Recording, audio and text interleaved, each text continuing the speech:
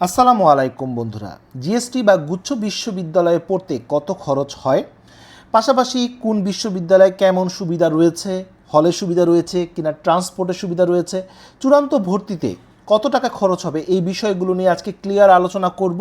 তোমাদের একটি আইডিয়া দেওয়ার চেষ্টা করব, যাতে করে তোমাদের চূড়ান্ত ভর্তির যে কার্যক্রমটি হবে সেখানে তোমরা স্মুথলি সব কাজ করতে পারো। তাই ভিডিওটি শুরু থেকে শেষ পর্যন্ত দেখার অনুরোধ করছি। প্রথমেই আসি গুচ্ছভুক্ত বিশ্ববিদ্যালয়ের ভর্তিতে কত খরচ হবে এবং হলের তথ্যগুলো জানিয়ে দিচ্ছি। বন্ধুরা, অবশ্যই তথ্যগুলো পরিবর্তনশীল। ইসলামী বিশ্ববিদ্যালয়ে ভর্তিতে বাণিজ্য, মানবিক এবং বিজ্ঞান শাখার জন্য 12,420 টাকা থেকে 13,920 টাকার মতো খরচা হবে। হলের সুবিধা রয়েছে ছেলেদের জন্য 5টি, মেয়েদের জন্য 3টি, মোট 8টি হল রয়েছে।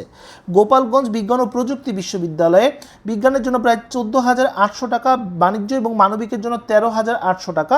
হলের সুবিধা রয়েছে ছেলেদের জন্য 3টি, মেয়েদের জন্য 2টি, সর্বমোট 5টি হল রয়েছে।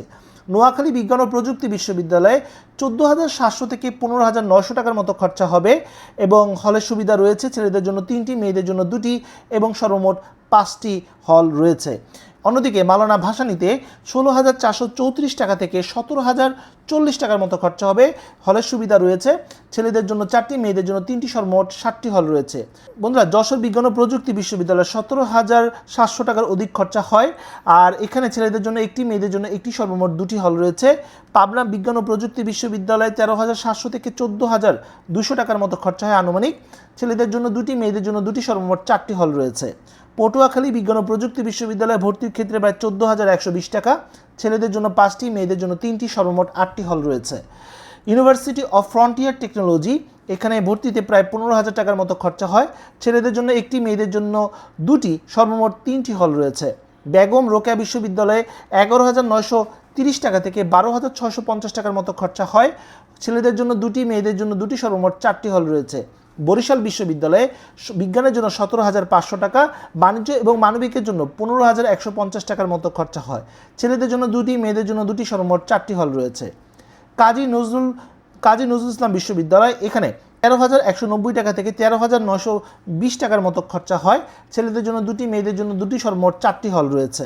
আর তোমাদেরকে জানিয়ে রাখি, যারা প্রাথমিক নিশ্চয়ন করে তাদের মূল ফি থেকে 5,000 টাকা বাদ দিয়ে বাকি টাকা ভর্তি হতে হয়। অর্থাৎ যে অ্যামাউন্টটি তোমাদেরকে আমি এতক্ষণ শেয়ার করলাম, সেখান থেকে 5,000 টাকা বাদ দিয়ে বাকি যে অ্যামাউন্টটি থাকবে সেটা দিয়ে তোমাকে চূড়ান্ত ভর্তির কার্যক্রম সম্পন্ন করতে হবে। এবার আসি বাকি বিশ্ববিদ্যালয়গুলো। রবীন্দ্র বিশ্ববিদ্যালয়ে 7,445 টাকা থেকে 8,170 টাকার মতো খরচা হয়, হলের তথ্যটি পাওয়া যায়নি।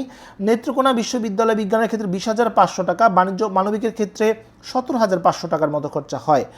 জামালপুর বিজ্ঞান ও প্রযুক্তি বিশ্ববিদ্যালয় বিজ্ঞানের ক্ষেত্রে 22,220 টাকা, বাণিজ্য এবং মানবিকের ক্ষেত্রে প্রায় 18,720 টাকার মতো খরচা হয়। ছেলেদের জন্য 1টি, মেয়েদের জন্য 1টি, সর্বমোট 2টি হল রয়েছে।